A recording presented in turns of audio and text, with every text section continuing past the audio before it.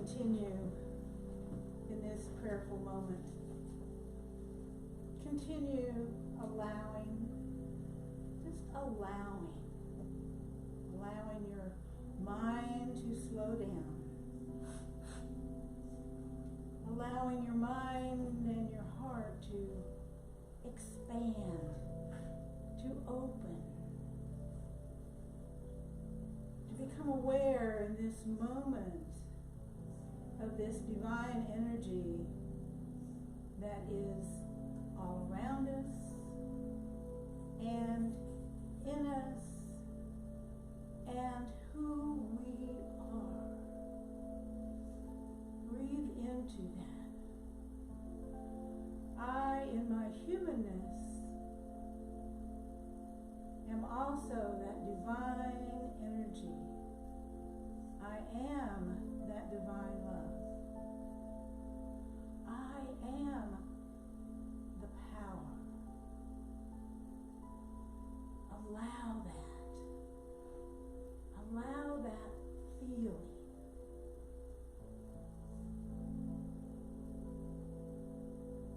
The only name in the Christian Bible that God gives to itself is I am. I am that I am. So allow that I am.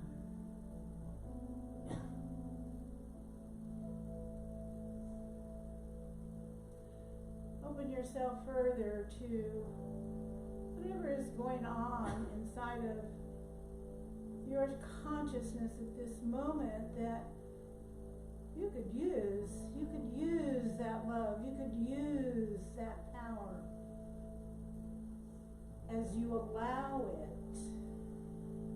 As you allow it to permeate every cell. Continue to breathe in. Ooh, divine spirit, divine breath. Breath. As I breathe, I cannot live without breath. And this breath is the breath of life. This is the breath of divine spirit within me.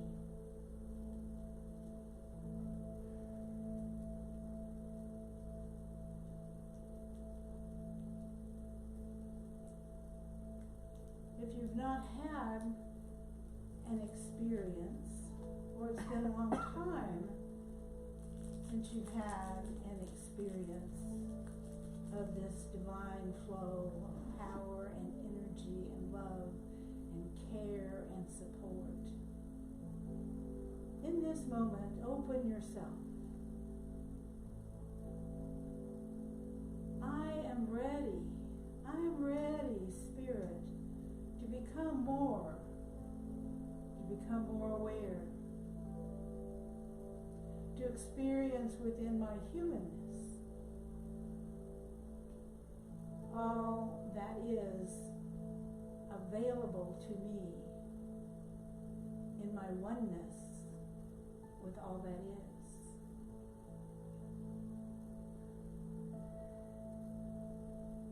And let us move into that silent space for a moment. Just allowing in the silence.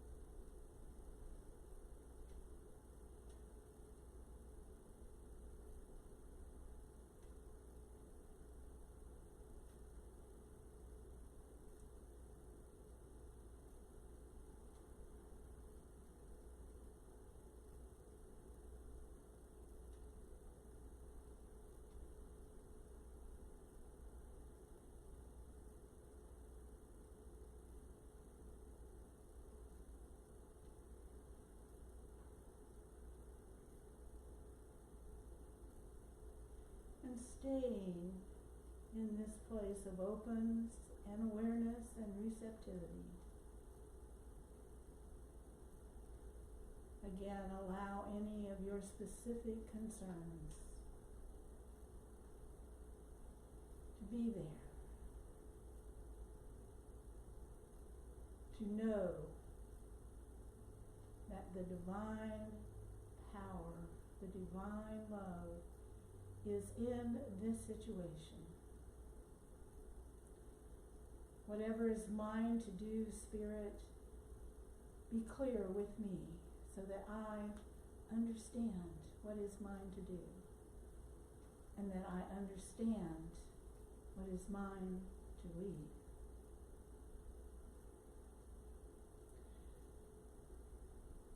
And in this combined energy that we are here, this magnifying, let us reach out through the troubles of this globe,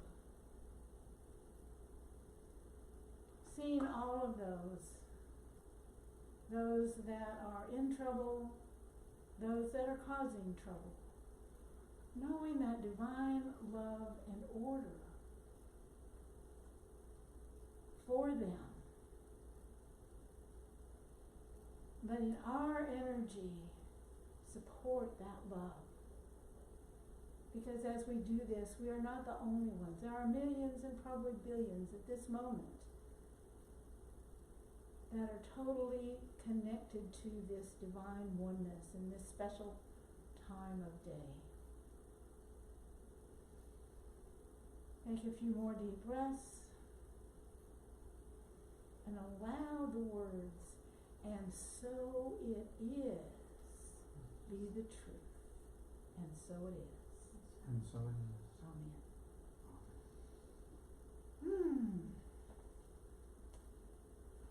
It feels so good to be up here.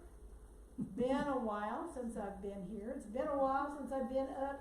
You know, things come and go and flow, and sometimes I'm really out there looking and wanting to be up and speaking in various places, and other times it's like, no, I'm just where I am in this moment.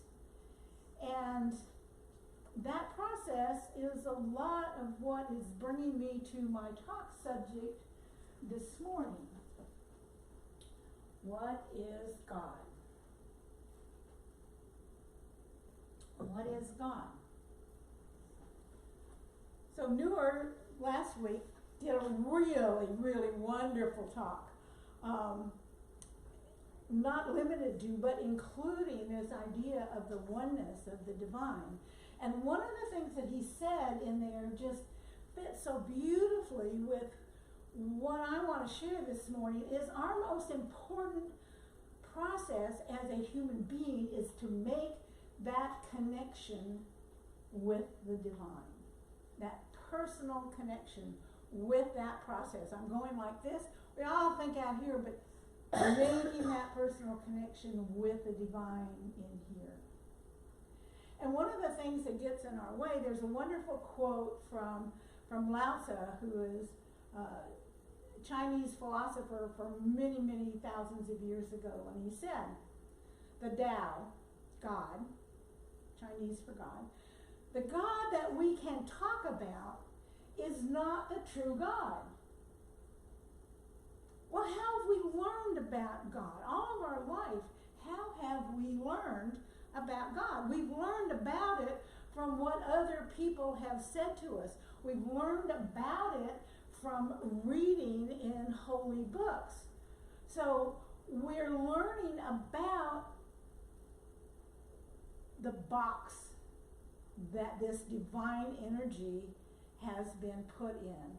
And you think about it. You think about what happens when we name something. So when I meet you, and there's been new people that I haven't met, you know, until I know your name, I don't have any idea who you are. I don't have any preconceived notions of who you are. But once I have a name, so I know Dean, and I know Debbie, and I know many of you out there, but now I begin to, oh, okay, well, of course I know Debbie. course I know Dean. Well, do I? Or do I only know them from the framework that we interact within? So I want you to begin to be thinking about this process. So first of all, look back and see what were your notions of God when you were this high? Some of you maybe didn't have any notions. If your family was not connected and did not go to a church or a synagogue or a mosque or any other, you may not have, and actually that's a good thing in some ways. In other ways, so what did you learn? The first thing I can remember being told about God is that anybody who was not a Catholic was going to burn forever in hell. I was 4 years old. Now this is, I in the years looking back, I just took what happened in my stride. 4-year-olds do that. But I knew that my mother and I were the only Catholics in my whole family. And I thought, I couldn't burn my grandma in hell forever. Somebody's made a mistake. And as an adult with an expanded, I thought, it wasn't they're wrong, it was somebody's made a mistake.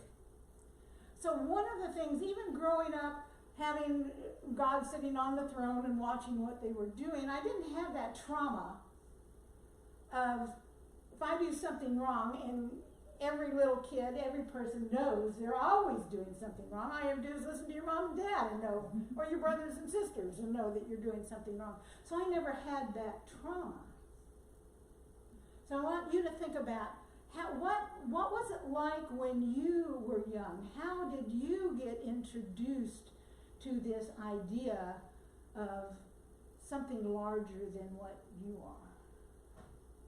And then how did that move forward? So I grew up very traditionally, going to the independent Christian church. We had baptism, we did communion, we did all of these things, and I went to seminary. I went to an independent Christian seminary for several years.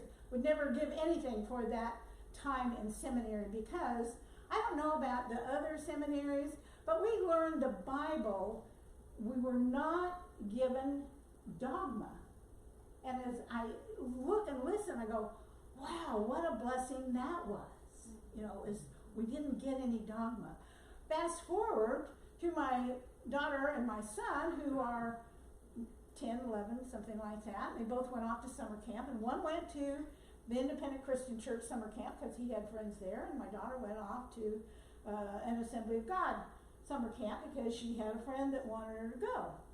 Both of the camps did baptism and things, and they both called me to make sure it was all right with me for them to be baptized, and I said, sure. So we were at a church service, and after the church service, it was a revival service. So got to sit around and talk to the revivalist preacher, and he informed me, we got talking about baptism, that my daughter was going to go to hell because she was baptized in the wrong church. Well, what about me? I'm the one that gave permission for her to be baptized. Oh, you're fine, you're going to heaven. Yeah, right. So there was my break with most of traditional understandings in traditional church. Did not turn me off of anything about God. So again, thinking about where you were, what were your steps as you moved? And I made this break, and many people I've talked to really were on a spiritual quest. They really have been out there looking and reading and wanting to know and understand more. I wasn't. For 10 years, I didn't have a problem with God, but He was not of any interest to me in my life. And then I came to Unity, and we're a unity church, so we talk about unity, but the whole New Thought movement has very similar understandings and awareness. But for me, it was unity, and I began to hear other ways of thinking about God. So the first one was mother, father.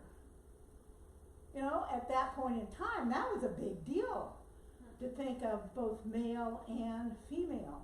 Well, it didn't take, well, it probably took longer than what it feels like looking back, but to begin to expand that into the God of my understanding, which has no gender, which is not human in any expression. The humanness of God comes through me as that God energy that I am flows through me. So again, thinking about how are you growing, how are you expanding, and in this time when I've not even been looking to have speaking engagements or things like that, and I haven't even been willing to finish my second book, how has my understanding been growing? So one of it, you know, being on the road and all these different things happen and it's a totally different lifestyle. So my experience with this divine energy is very practical. I expect that this divine energy that is everywhere present and is in and through me is very practical in how I live my life. Now, that didn't just start when we went on the road. That's been a whole growing process, even back in the beginning. How many of you, as you came into Unity or New Thought, you know, learned about manifesting? Manifesting means, okay, I'm putting that energy out there and I'm seeing something happen. Something that I know that, yes, I was the vehicle through which it came, but I was not the one who was able to figure it out. There was no way I knew how to do this. You know, the first one that I ever learned, how many ever learned about the magic parking spot? Only one or two. I still use the magic parking spot.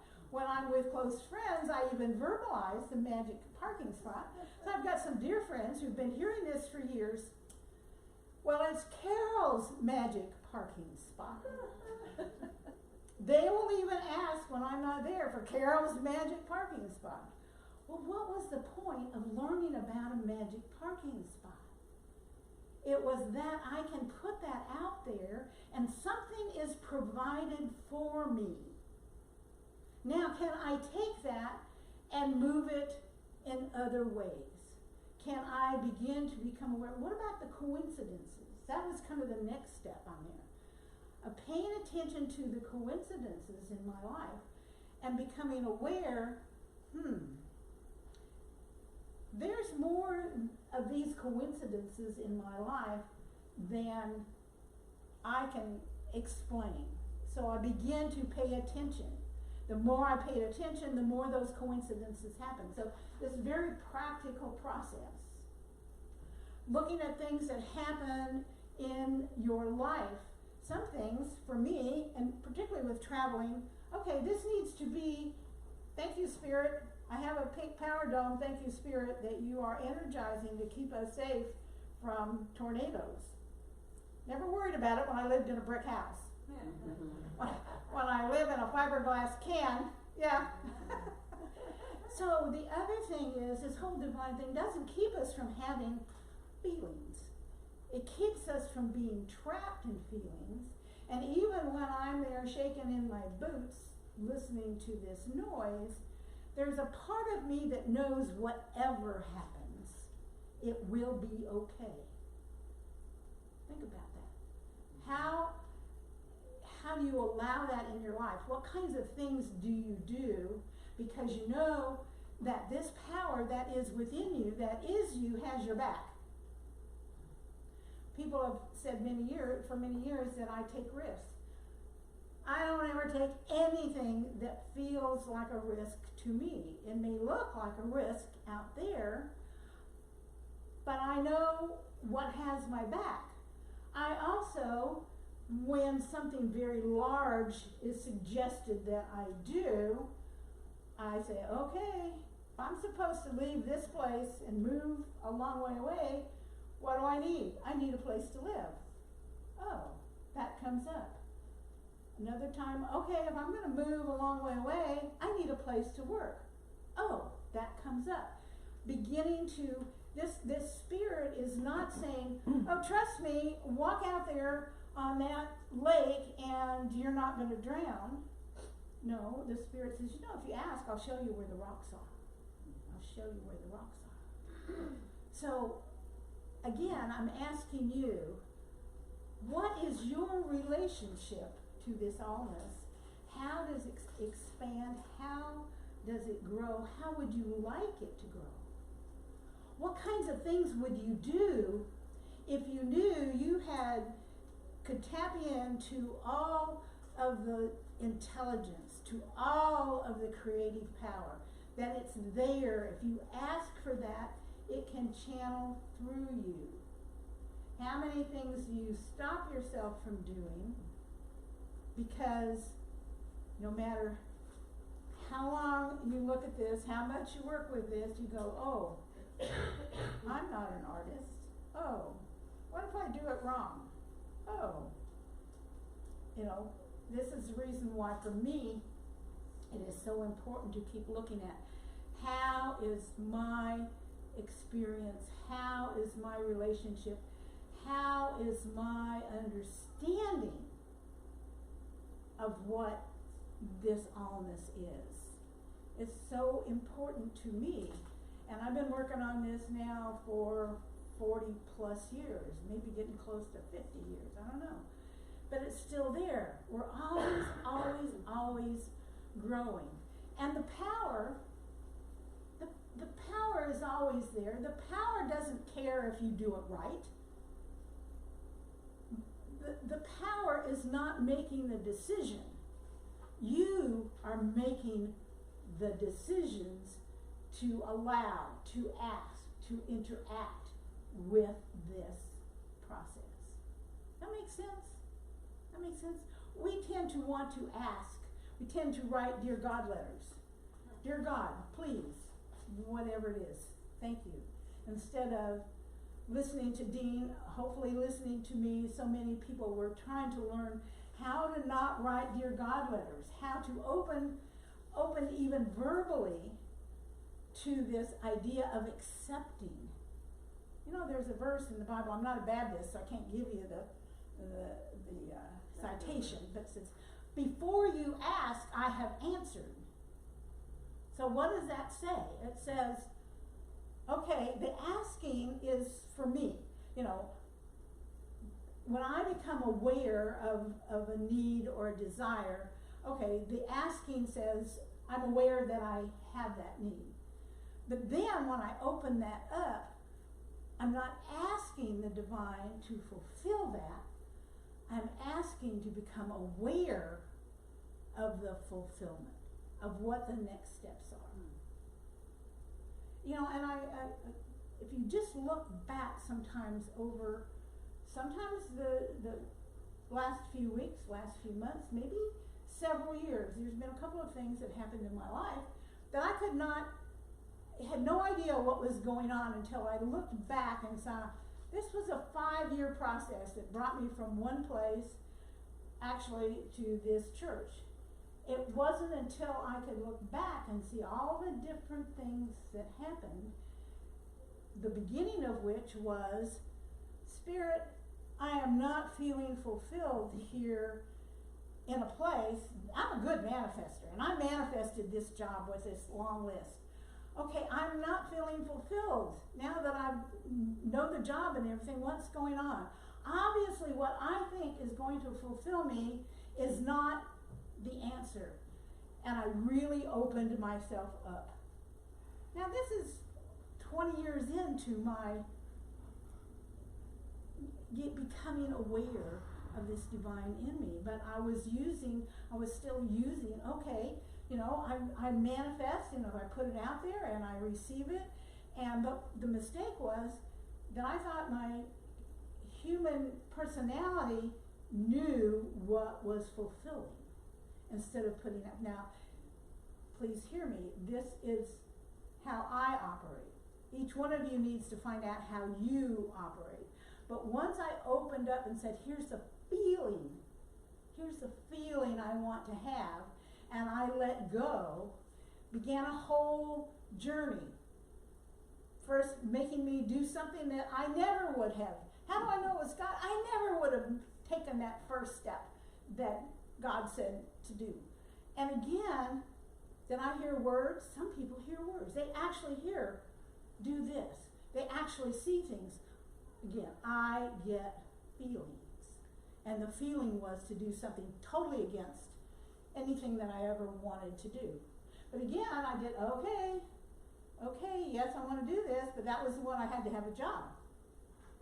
I had been asking for that job for years, and the job was never there. When I called my boss to quit because I was moving back to Florida, well, how far will you be, in this case, from Hurlburt Air Force Base? 10 minutes? Well, the person we have working there is going to be leaving. Can you take over? Okay, what happened here? What happened here? I've been asking for work in that situation for years and it wasn't there. When I got this message to leave, there it was. And that whole process, again, 5 years before I could look back and see, oh, this step brought me here, brought me here, brought me here, brought me here. So I really invite you to kind of look back at the process of what is going on. Something is happening in my grandson's life right now that I don't think he and his fiancée are seeing it this way, but it's very obvious to Beth and I. So he was moving from Omaha, Nebraska, back to Florida. Can't find a place to rent. Some longtime friends say, come and stay with us while you're looking. They're there 2 or 3 months. The wife dies totally unexpectedly. They are there to support her husband, who is totally devastated in that place. So they've been there, still continuing to look, thinking about buying, doing all this kind of stuff. Fast forward a few months, husband has now been diagnosed with cancer.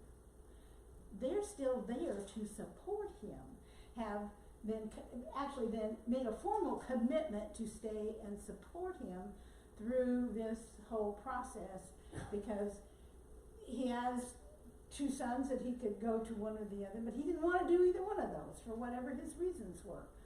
So here's a journey for 2 people coming in to support somebody else with nobody having any idea of any of this.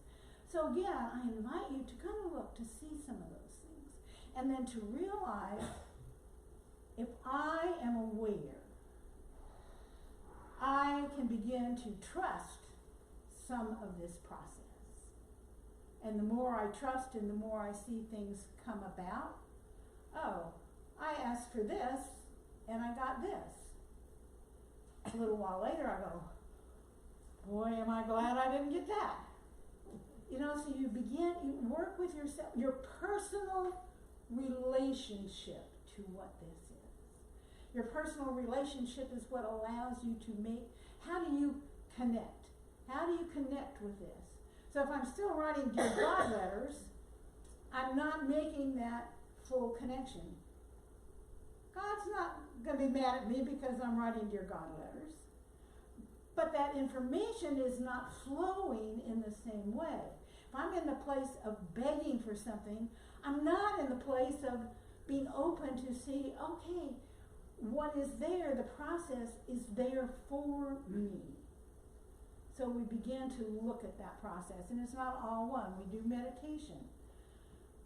We do verbal prayers. I have to tell you, doing verbal prayers is much harder not doing Dear God letters. It's much harder to learn to get out of that habit of saying, let us open ourselves now to this moment. But there's not all one. Sometimes you're in a place in a Dear God letter, okay, that's there, and I really need help. And I can't calm down enough to do something else.